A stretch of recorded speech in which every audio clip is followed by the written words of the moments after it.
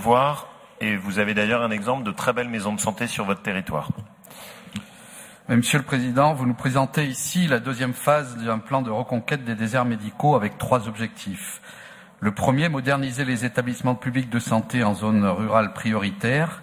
Comme je viens de le souligner dans la présentation de mon amendement, la situation de nos établissements publics, nous la devons en grande partie aux politiques d'austérité et de fermeture menées ces 20 dernières années. Le montant alors de 3 millions d'euros que vous nous proposez nous semble une goutte d'eau dans l'océan des besoins de ces établissements.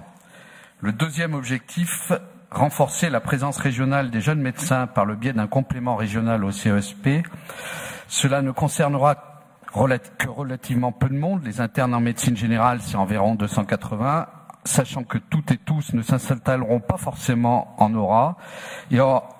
Et encore, uniquement ceux qui veulent exercer une activité libérale. En moyenne, c'est 10%, comme je le précisais.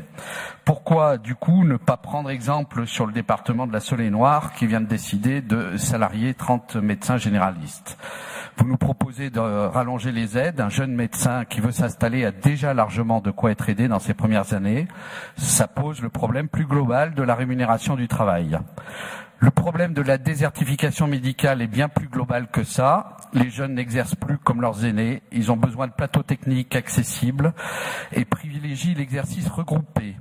Ils ne s'installent pas en campagne parce qu'on a tout vidé, plus d'école, plus de boulot, plus de travail pour la conjointe ou le conjoint, pas de train, pas de poste, pas de commerce. C'est bien beau de vouloir attirer les professionnels dans les territoires et de leur donner de l'argent pour qu'ils s'y installent, mais pour être attractif, il faut de la culture et des transports. Encourager l'innovation est le troisième objectif. Nous pouvons qu'encourager la région à intervenir sur ce volet.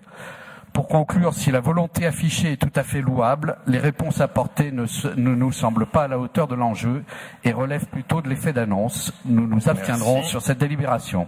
Merci, Monsieur Voire. Attention quand même à pas nous peindre la ruralité en noir comme ça, hein.